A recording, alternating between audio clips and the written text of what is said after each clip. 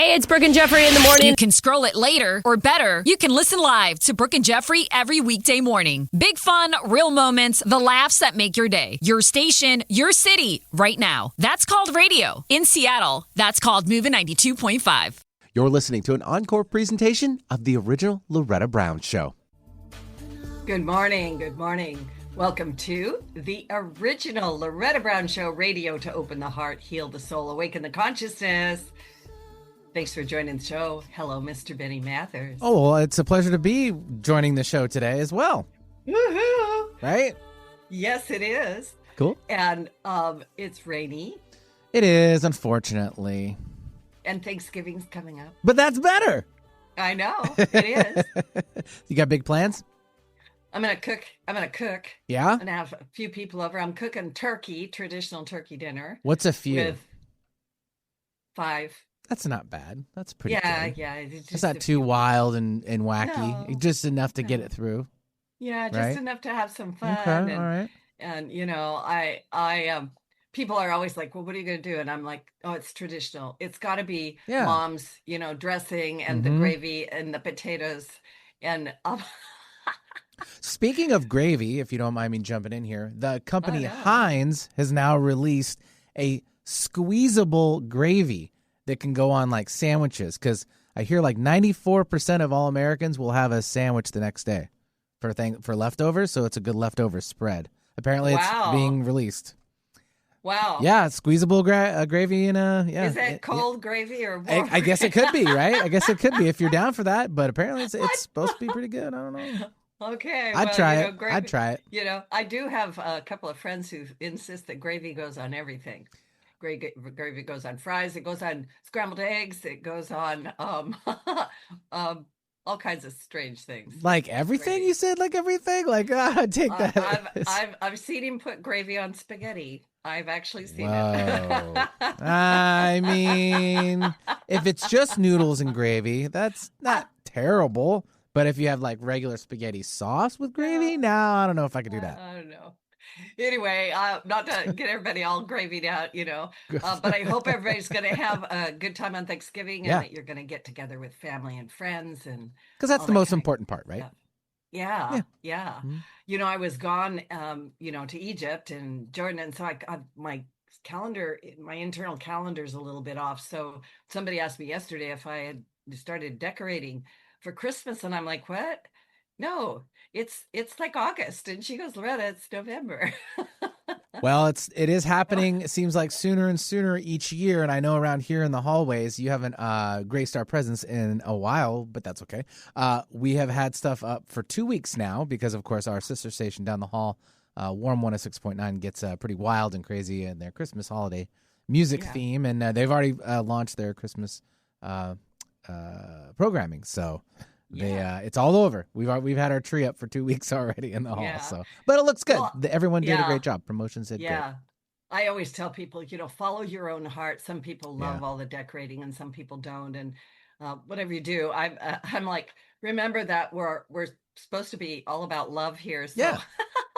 Well, it brings the spirit up, and I know, out. Right? Exactly, and the spirit of Christmas is nice, and it always brings things up. And we might be kind of tackling a little bit of that this weekend. I have someone in studio who doesn't really want to be on the air or on. Yeah, she's really excited, and so we'll leave it at that. Well, then we send her all the good. I could turn on the other camera, energy. But she's like, no. I'm good. Yeah, she's like, no, don't do it. Send her lots of sparkly. She hears it. Sure. She knows. Yeah. Okay. All right. Yeah. From my heart to hers. Aw. Yeah. Okay. Yeah. Thanks for giving her some attention. So anyway, I am Loretta Brown. I'm the owner of Reiki Oasis, located right here in the greater Seattle area. You can find out more about me at ReikiOasis.com. And I have lots going on this coming Saturday, November 22nd, 9:30 a.m. to 11 a.m. I am doing a very special gong bath. I am celebrating International Music Healing Day, and I'm joining gong players, not crystal bowl players. I do that also. I do sound healing, but this is a gong bath. It's different.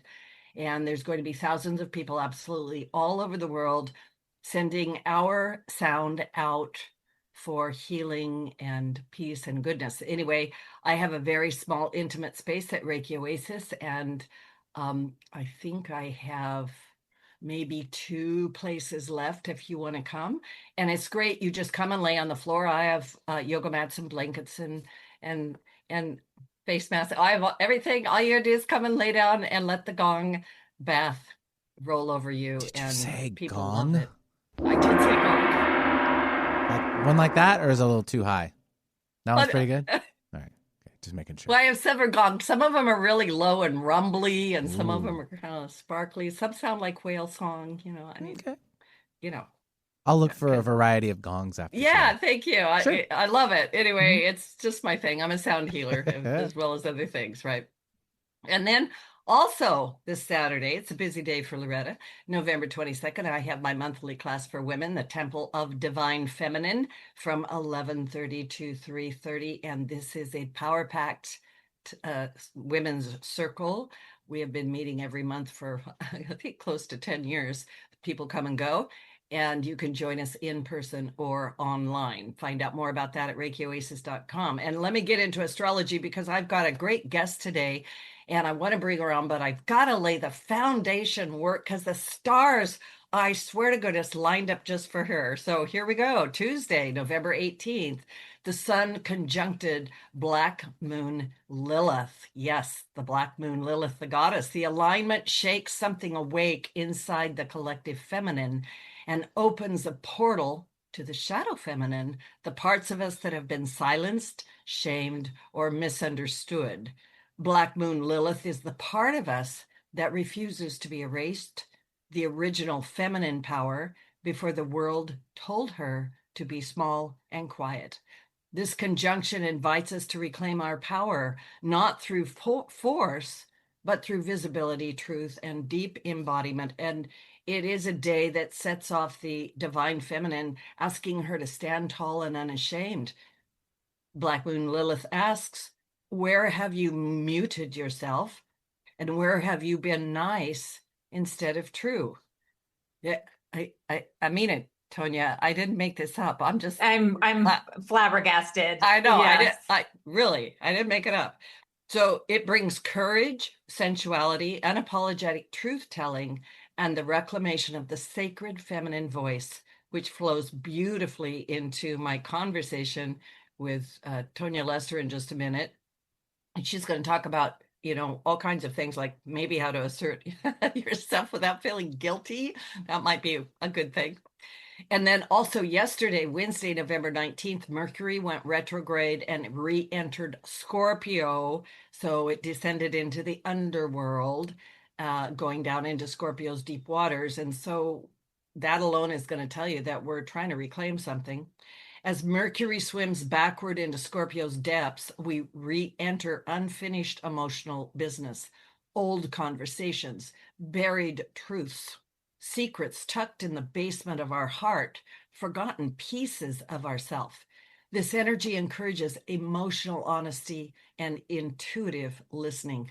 It is time when the universe taps you on the shoulder and whispers, you were never meant to carry this alone. Speak it and release it. I have to pause and catch my breath because once again, this is so potent. Not only is this personal, it's on our global political scene right now.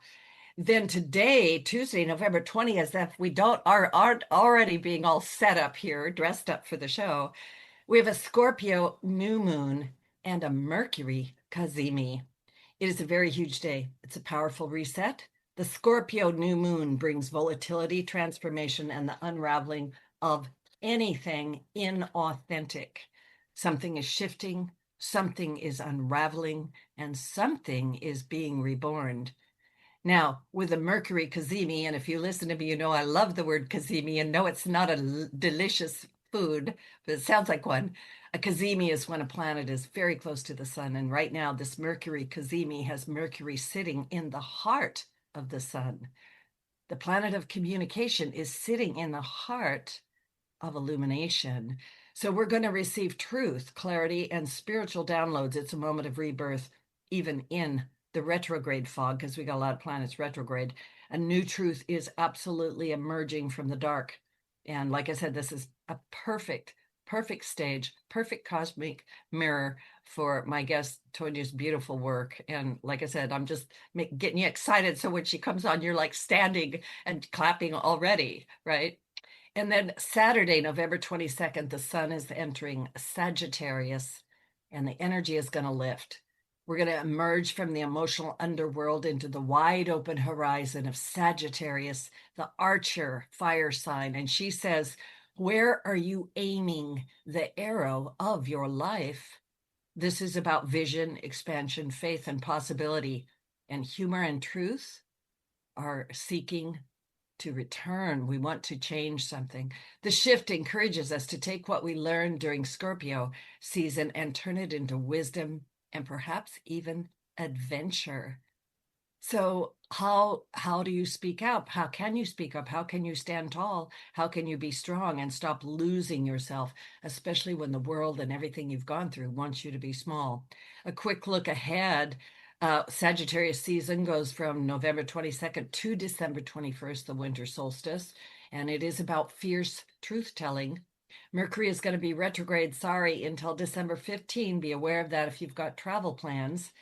And Mars is going to be out of bounds, November 20 to December 8th, and this is where courage rises, but so does volatility. Mars is sort of misbehaving, running around out there, right? So people may push back against old rules or systems. Expect bold moves in politics, social activism, and personal boundaries. And it's a season of recalibration. What I like about all that, though, is that I do mean it. This is a perfect platform. My wonderful guest today, I'm excited to have her, Tonya Lester. She is a psychotherapist, a writer, an author of the powerful new book, Push Back, Live, Love, and Work with Others Without Losing Yourself. She apparently is also a woman, and she's got a lot to say, right? At a time when women's voices are needed more than ever, Tonya guides us in reclaiming our truth, honoring our needs, and speaking up without guilt or fear. Tonya Lester offers conflict-averse women a bold directive. It's okay to be difficult. Well, she'll tell us more about that. Not mean, not rigid, not a bully, but the kind of difficult that makes people in your life see you and understand you.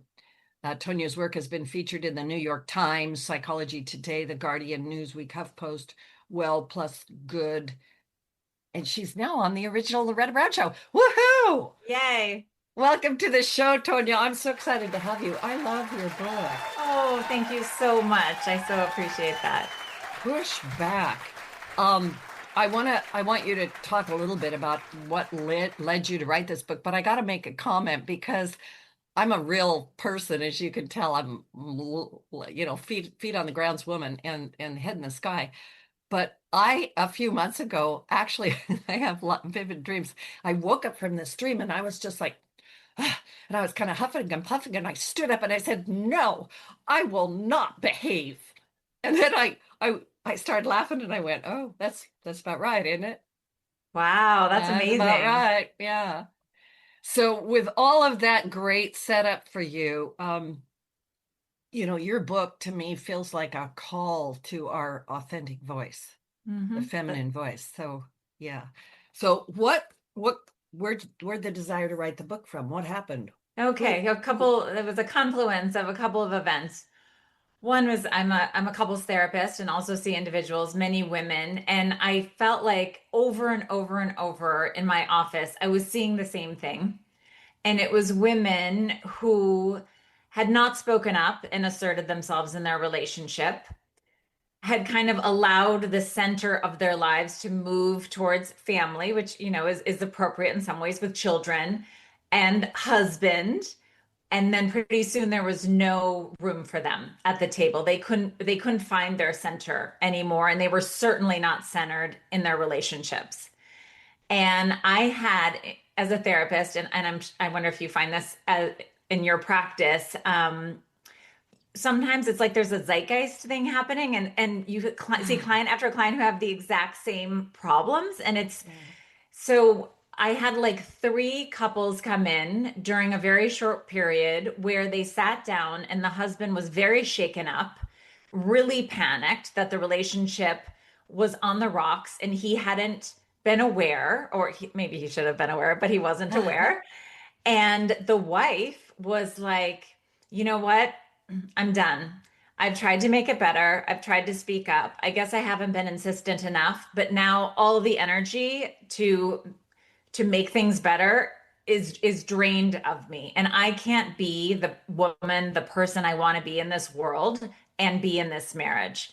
And in all of these cases, I felt like, if we had worked on some communication about 3 to 5 years ago, we could make a really big difference. But it's very hard to do meaningful work in couples therapy when someone arrives saying, I'm out, I'm done. At the same time this was happening, my sister, who I'm extremely close to, was going through a very, very rough divorce. And I was looking at her, and she's a very powerful person. She's very successful professionally. She has many, many friends. We come from a very close family. She's got beautiful children. So, all to say, she's a resourced person who anyone would look at and say, what a strong woman. And she had just really been drained of her voice and herself in this relationship. And I was looking at her thinking, how did this happen to you? And then I was noticing, you know what? I advocate for speaking up, but I'm actually not speaking up enough in my relationships. Like I'm not fully walking the talk. And so all at once I thought, oh wow, this is so universal. I'm saying the same things again and again in my practice and in my life. I think there's a book here. Wow. I have to say that yes, this I've been experiencing that also with women coming in, and I'm going to say powerful women because I see a lot of powerful women who have full-blown careers and they've got kids and they're actually they're juggling so much, Tonya, like Mm, we're going to pull that apart a little bit, but they actually will say, I feel like I'm two people. On the job, I'm this powerful woman or whatever, and then I go home and I'm, you know, hmm. cleaning the toilet or Yeah. something. And wanting to make everyone else happy. And what happened to me, right? Right. The other part of that too, because I heard you very clearly that when people come, they are at crisis point and are and done. Hmm. And is there recovery from that? I mean, can they come back from that? Is there a better point for us to address it? There's definitely a better point to address it. And the earlier, of course, the better. I also, love to see, I hope that the generations coming up behind us are go into their relationships with an expectation of having more of a voice.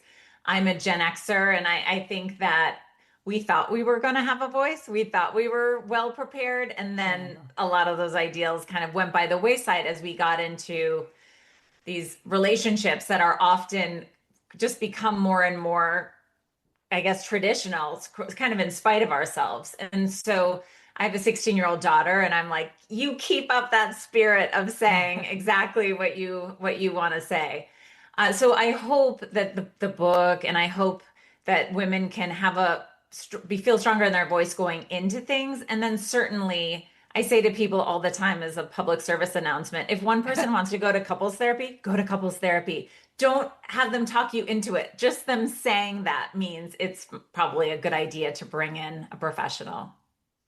I obviously absolutely believe in therapy, counseling, and anything. Don't be ashamed of it. Just go do it, right? Like, Hmm. because we got to untie some things. So I want to pick a couple of things apart. I want to back up a little bit, and I really want to talk about how do we get there? How did we get there? How are these women getting to this point where they're done? And you also said something, and I actually had somebody this week say it to me. She says, I don't like women's work. I'm Mm. not going to do it. And I went, women's work. Wow. So that opened up the discussion. Well, what's women's work and what's men's work? And what is that all about? So I know there's a lot in there, a lot, like 10 questions. So I'll let you go. Yeah. I think that we have to acknowledge that we are all swimming in the water of a lot of cultural expectations of how, as a woman, we show up in the world. And whether it's in romantic relationships or work or with other family, being pleasing, being likable, going along with the flow, being the calm center if anything else gets a little fiery or conflict driven, and doing it all in a way that no one else feels like we've stepped on their toes even a tiny bit. We haven't been challenging to anyone else, and we're not really asking anything of anyone else. We are willing to tie ourselves into pretzels in order to make everyone else comfortable. And I think that that is very, very hard to unlearn. I think we do a lot of that unconsciously and kind of maybe collude in creating these relationships where we are what I like to call the shock absorber, where it's our job to get ahead of any problems and make sure that no one else has to deal with anything hard. At the same time, and I loved the astrology reading about because a lot of it had to do with conflict, right? And what happens when everything gets riled up.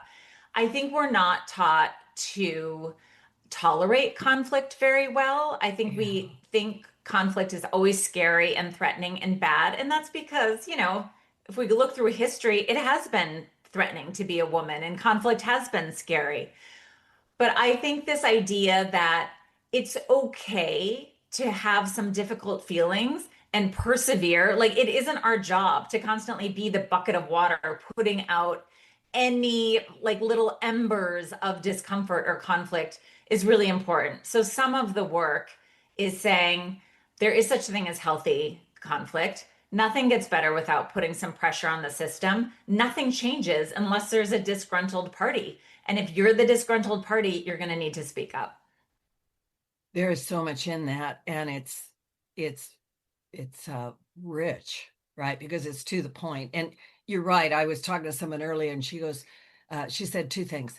Number one, I'm afraid to bring it up, Loretta, because I don't know what the response will be. Mm-hmm. And she said, I'm not sure I have the bandwidth to deal with whatever's coming up because I'm already so overloaded.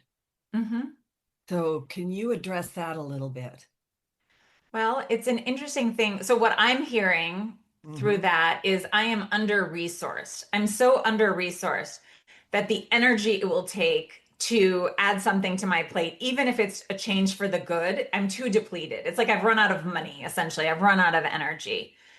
And I think that there is, of course, we're depleted, right? Of course, we don't have any energy if we're taking on all the women's work and often all the sort of men's work. If we look at work in the professional or kind of political community sphere as men's work, it's just there's just too much. There's too much being asked of us. And sometimes I feel like that's a ploy, right? And to add on top of having a beautiful house and a successful career and looking amazing and ageless and having the labeled containers in our pantry, right? It's like, of course, we're maybe feeling too tired to ask for meaningful change or have a difficult conversation. So, what I would say first is someone in that situation is to really get centered around what will bring more resources in. So sometimes I do think we're not ready to have a hard conversation. I think it's misleading to pretend that anyone can make a huge change at the drop of a hat. But I would look at, do I have enough support? Am I seeing my friends? Am I talking to an individual therapist if that would be helpful? Do I feel to speak to your work that spiritually I feel like I'm attending to myself?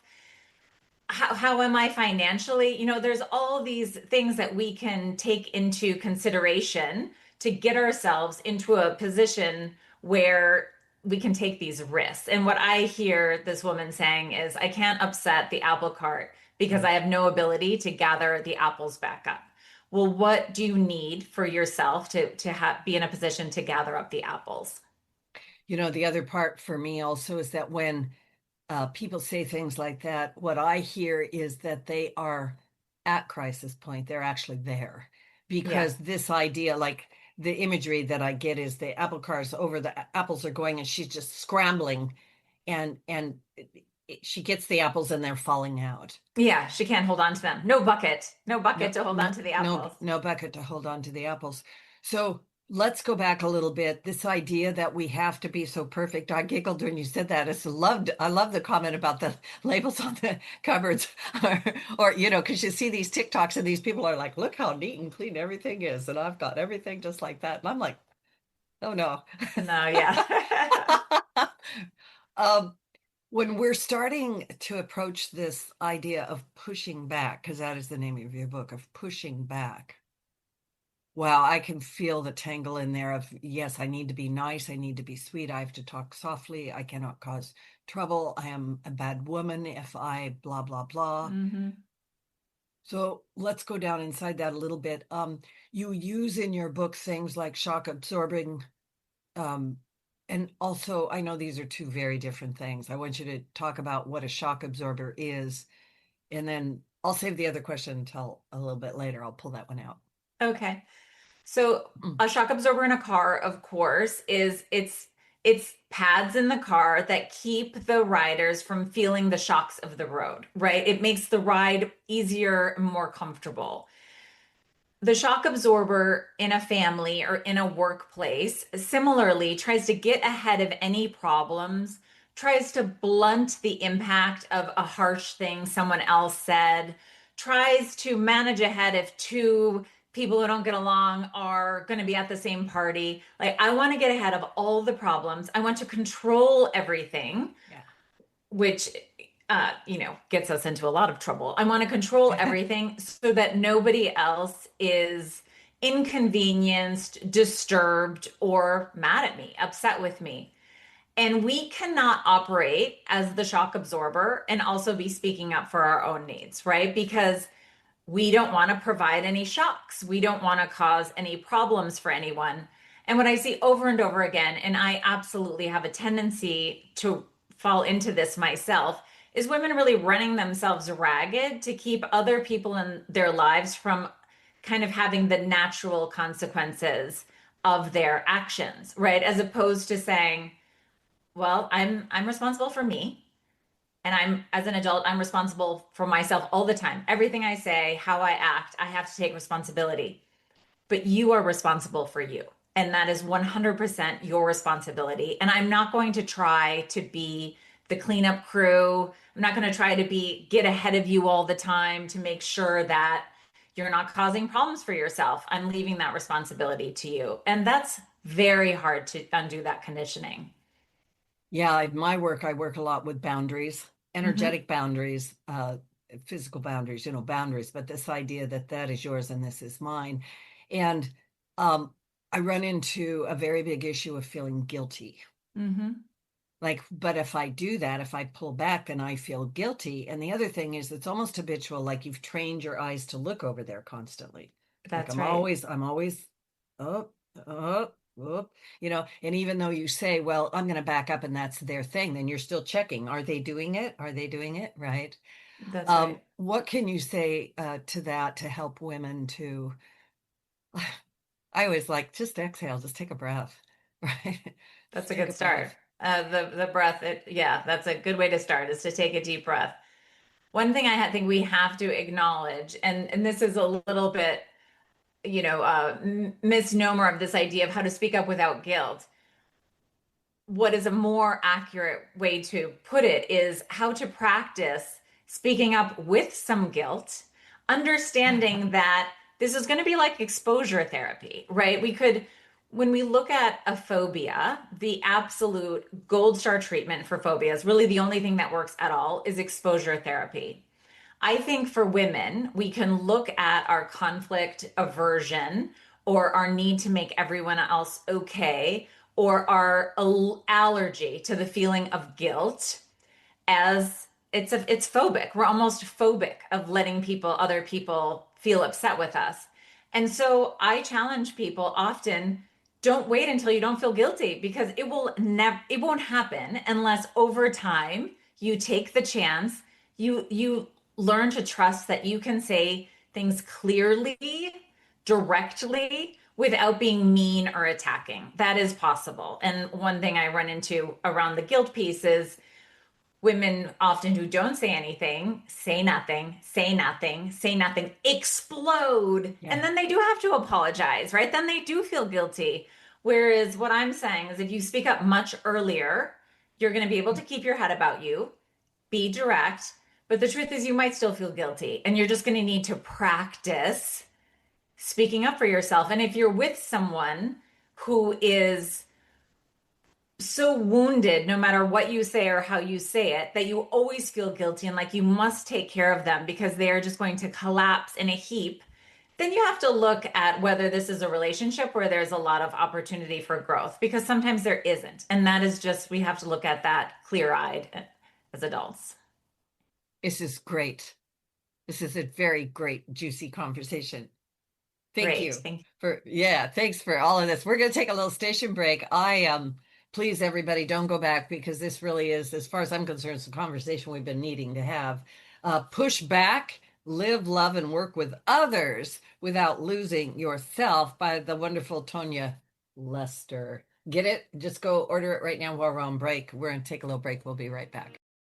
There's danger out there. It lurks on highways and quiet neighborhood streets. It's more likely to kill you than a shark, and more terrifying than the biggest snake. Distracted driving claims lives every day. Every notification, swipe, social post, video, or selfie while driving risks your life. So while you might think public speaking or the zombie apocalypse is scary, what's really terrifying and even deadly is distracted driving. Eyes forward. Don't drive distracted. Brought to you by NHTSA and the Ad Council. Did you know that Reiki healing can be done at a distance? It's true. So let Reiki Oasis focus powerful energy to help relieve your stress, grief, sadness, anger, and so much more. Convenient, personalized treatments at a distance can increase lightness of being. During your appointment, find a quiet place to lie down or sit to receive healing energies. If you want help with your dis-ease, visit ReikiOasis.com. Harness life's energy. Visit ReikiOasis.com today. Do you make a positive difference in the world? Do you have a talent, philosophy, base of knowledge, product, or service that you know could help a lot of people if only you could reach them? Join Alternative Talk 1150's family of broadcasters and start walking down a fruitful path. As host of your very own program, dial 425-653-1150 and find out just how affordable it can be to have a show on 1150 AM. That's 425-653-1150. Alternative Talk, we have an opportunity waiting just for you. An alternative to everything else on your radio dial. Alternative Talk 1150. You're listening to an encore presentation of the original Loretta Brown Show. Perfect song as always. Thank you, Benny, the cosmic DJ. I want you to follow me around, and I want a theme song every time I come into a room. Maybe it's a gong. I don't know. Could be. Anyway, welcome back to the original Loretta Brown Show with my amazing guest, Tonya Lester. Her book, Push Back, a reminder that these shows are archived. You can download them for free at the KKNW 1150 AM archives for the original Loretta Brown Show. And we're everywhere. We're on YouTube, X, Megaphone, iTunes, Podcast One, Spotify. I'm sure I've left somebody out, but you get the idea, and please go back. And then also find Tonya on her webpage. What's your webpage, Tonya? TonyaLester.com. TonyaLester.com. Mm-hmm. And I think you do you do podcasting? You've got a whole I'm not podcasting. I do have a blog on Psychology Today called Staying Sane Inside Insanity. And I'm on Instagram, Tonya Lester Psychotherapy. Right. And I also want to put, like, I do mean it, your book is very well written. It takes us through all of these things. And you also have journal prompts. You've got exercises. You've got what I call wisdoms in these little boxes, right? Yeah. There's all these little wisdoms. And this one I just opened too, probably because we're supposed to read it. The relationships that silence us are the most problematic. But here's the good news. No matter how old you are and how dysfunctional your relationships are, or how scary the people in your life can sometimes be, you can always make a change. Mm-hmm. I wanted to ask you about gaslighting, love bombing. Can you talk about that and how that, I'm going to say, erodes us? Yeah, absolutely. So I have a section in the book called corrosive communication. And I included it because I really want to be realistic in the book about what we're up against. And a complaint I've had about self-help geared towards women is is this idea with that I think is actually gaslighting that from the books themselves that if we get this exactly right and we set the boundaries and we speak up, everyone's just going to fall in line. And again, it's like a different form of kind of gender responsibility in relationships is this idea that if if we get this right, we can make a beautiful relationship with anyone. And that it's just our own elbow grease and hard work that is required to turn any relationship around. And I just think that's a fantasy. There are some relationships that shouldn't be saved. There are people who are not going to come around, no matter how clear we are. It takes a lot to change a relationship. It takes so much energy, and it's two people who have to bring that energy to the table, and they have to want to. And the course of communication is looking at patterns of communication, and where if the person doing that can't see it or take responsibility for it, then you're pretty limited about how much better you're going to make this relationship.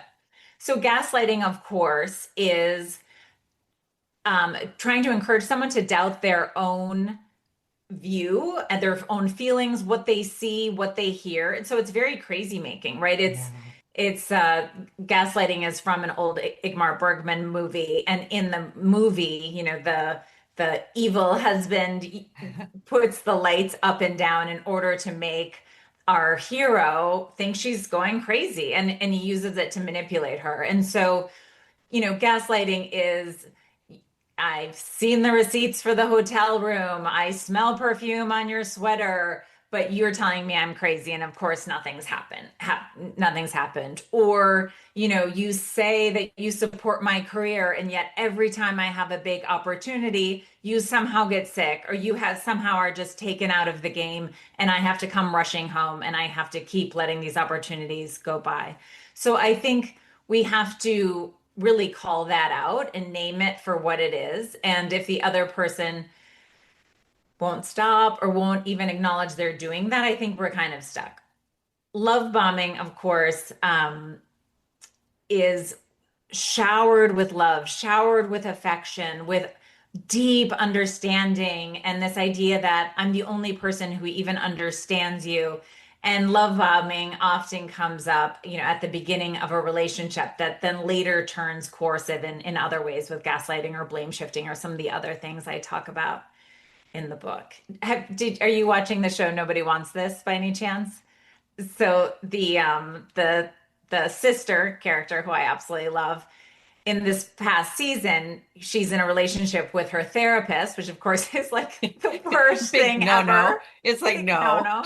There's no circumstances where that would be okay. No. But he's obviously love bombing her. And it was interesting because I mentioned my daughter before. She's 16, and it was really instructive. I was like, that's love bombing. That I understand you. I'm going to follow all over you. I know what you want more than you know. Classic love bombing. A wonderful illustration of that. Yeah, and I so appreciate that. I'm going to add something. These things are very disempowering. They're very confusing. And they make you question your sanity. You're like, am I crazy? I'm pretty sure that the light was dim and you said it was bright, or whatever. I'm pretty sure I smelled that perfume and you said no. And it does. It starts to make us go a little bit crazy. We lose track of ourselves somehow. That's right. In my work, I talk an awful lot about what is real, what is it that we observe, and we also have a intuitive hit. Especially as women, we're very intuitive. And so I'm just going to throw that out there because it's real. Men are intuitive too. It's not gender specific. But sometimes we'll get this gut punch, or we'll get this like almost catch our breath thing. And then no. Talk ourselves out of it. Talk ourselves out of it. Like, it's not okay to try to trust that. What advice do you have to anybody who might be listening who is going, wow, I am in this relationship and I get to the point where I'm ready to go out and I'm out the door. And then oh, he does something and it pulls me back in. And then I'm like, well, he's not so bad. And, I can handle this and blah, blah, blah, blah. How do we know?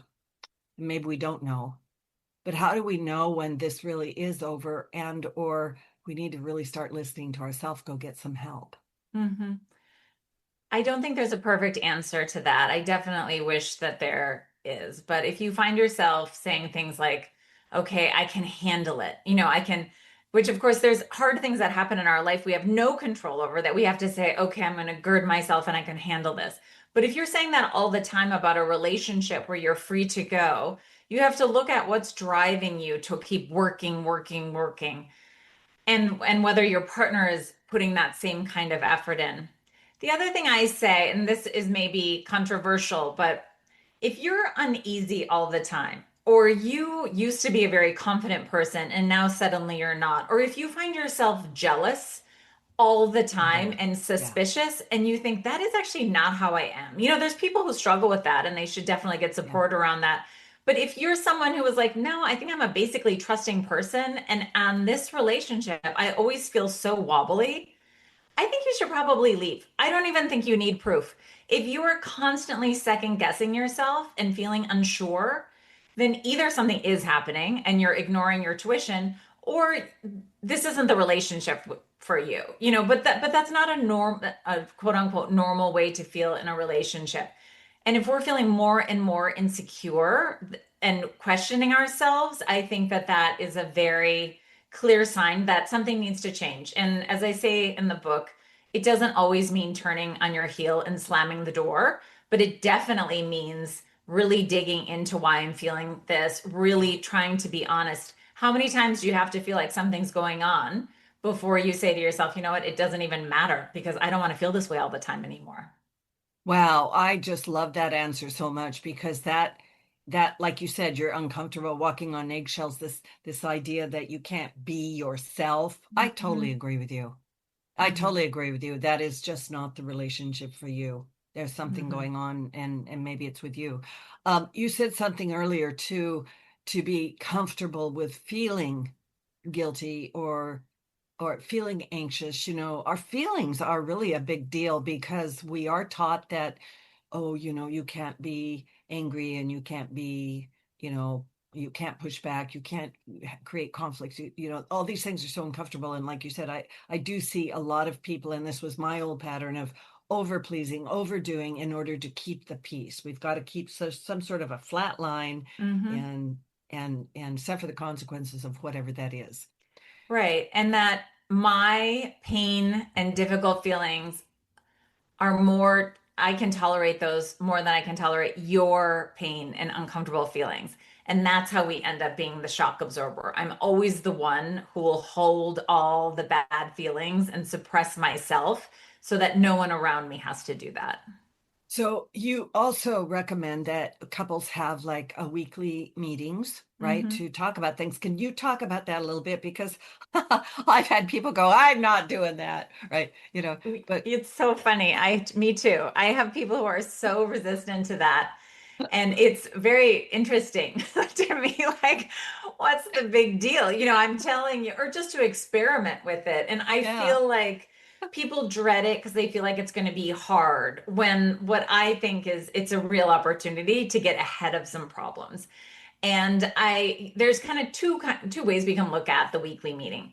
One was really transformational in my own marriage, was simply sitting down every week with my husband, and this is especially when our children were small, going through the calendar to kind of troubleshoot any problem, talking through who's doing what, looking at if my husband travels a lot for work. If he's traveling, how are we going to handle things? Do we need extra childcare? Do I have a work thing? Do I want to see my friends? Things like that. And it's useful because then you sit down and you solve the problems together instead of having them come up suddenly. And who do you think is probably the one who's going to have to solve it in the moment in a panic state? Probably the woman, if that's you, right? And so that meeting where you look at the mail, you talk about money. If money is Mhm. a fiery issue, you definitely talk through calendar, whatnot. But we can also, and I always recommend this to couples when they stop coming into therapy, is one of the useful things about the therapy hour is that it's a container for the problems where we say, okay, we're going to have an open discussion here, and then we can leave it in this container and kind of move forward. And so, I think it's useful to just have in your mind, like, okay, I feel like I'm doing way more of the school drop-offs. I'm not loving that. I'm going to bring it up on Tuesday when we talk, as opposed to doing it in 6 months and Yeah. saying, I can't handle this anymore. This is enough. And so I like either kind of meeting, and don't pack in more than you can do in an hour. That's why people dread it, is if they think if they're going to be in a 3 hour like hard conversation, you're never going to do it. But just pour your coffee, sit down with your partner, take a deep breath, and go through the hard things. It will save you so much pain. Yeah, I can tell just by it's a journey because yeah, I my imagination is like, she's like, okay, let's sit down and have our coffee, and he's like, "Rrr," you know. So you got to Totally. go from that to, we're just gonna try this. Let's just talk, right? And I think talking, conversation, communication is one of the most vital parts of a relationship, and it's where many, many people fall short. Like that itself is like a 6-hour conversation of Hmm. how to communicate with each other. I want to pull in the workplace, women Hmm. in the workplace, and pushing back at the workplace. Talk about that just a little bit because, a lot of women feel very um, oppressed, confined, or what will happen if they become the quote, the bitch at Yep. work, right? Yep. Yeah. Hmm. Yeah. So the workplace is harder, and I don't think we do ourselves any service by pretending otherwise. Depending on the workplace, one thing I talk about in the book a lot in any relationship is that you have to have leverage, right?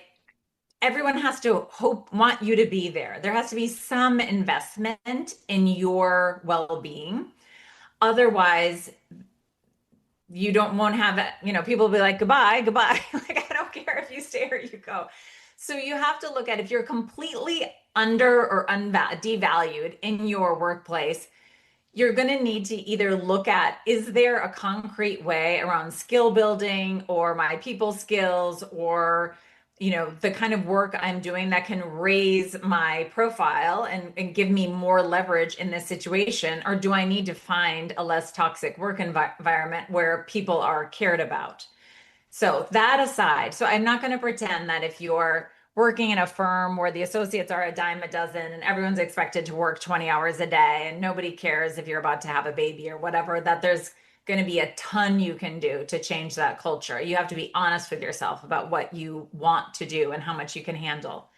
I do think, however, as women, we're often asked to take on a lot of it's Linda Babcock in her book The No Club talks about this non-promotable work, right? Like, Yeah. who Yes. has the birthday committee, who takes the new associates out to dinner, who is on the committees in like an academic setting.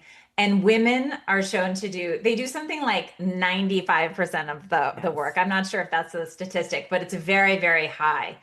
And what the research that Babcock and her co-authors did, they really saw that when one woman would say no and set a boundary, another woman was asked. And so that really shows how we need to say no, and we need to partner with other women to push back on that.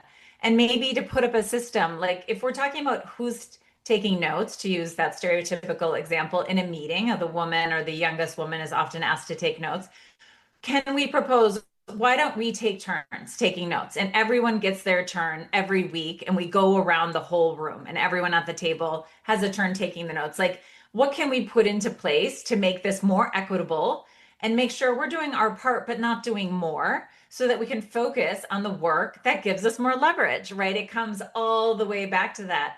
You don't get promoted by, being the director of the Sunshine Committee, right? And not to say that those things aren't important, for Right. workplace, Yeah. for feeling good about where you work. but you shouldn't be doing all of it, and you should make sure you have enough time to focus on the things that are valued in your organization. Um, I like that a lot. I'm observing old societal conditioning, the conditioning programming, almost like there has been this idea that yes, women will do this. We'll just ask them to do that, and women will acquiesce and do it. We're in a great big huge time of change. Hmm. So from my perspective, my spiritual perspective, as the divine feminine is rising, she is not wanting to take over. She's looking for working together. She Yeah. wants to be recognized for who she is. She wants to step forward. And also, I will just throw this out to you and the listening audience. What are quote unquote gender roles? Well, if you're both working and you've got kids and you're doing this, that, and the other thing, maybe there's a different way to figure all of that out and find out. Like I had one of my clients says, "Oh, he does all the cooking because he's so good and I'm terrible." And I'm Hmm. like, oh, "I love that. Well, find me a man that cooks, right?" Right. 100%. Yeah. And But with yeah, go ahead. sorry, go ahead. No, I just agree with you about this idea that we are used to, it feels sometimes like there's an idea that one gender has to be up and one gender has to be down, and that's the only way. And so we talk about Lilith and women rising. It feels like there's a lot of fear then that, okay, then the men have to be down here if Lilith is rising.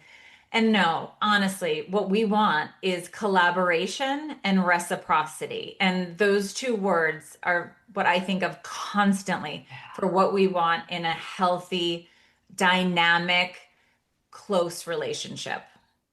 Oh, yes, and I love that also because, in my opinion, we're we're in the age of Aquarius. The age of Aquarius is air. It's air sign. It's the most elevated of the air signs. So we're going to look at new ideas. We're going to look at my Aquarians just march to the beat of a different drummer. Thank goodness. And we Mhm. need a different drummer. We need to find a new beat, a new timing. Our hearts need to beat a little bit differently and together.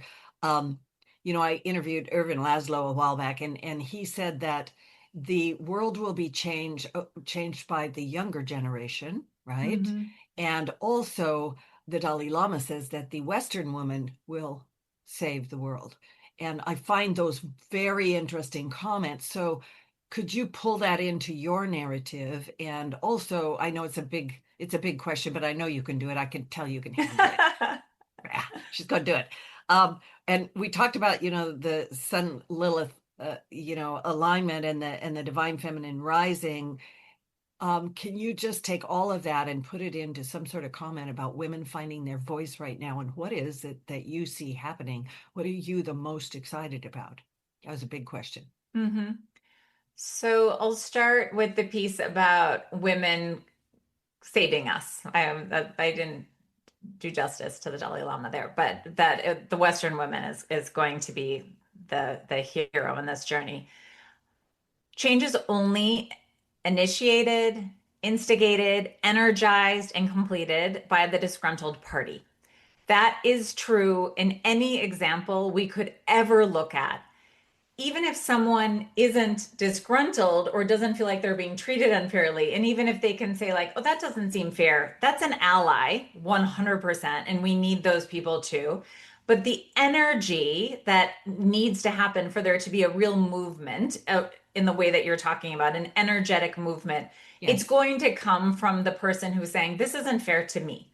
It's not fair to the people around me, and it isn't fair to me. And civil rights, anything we're going to point to, this is how it happens, 100%.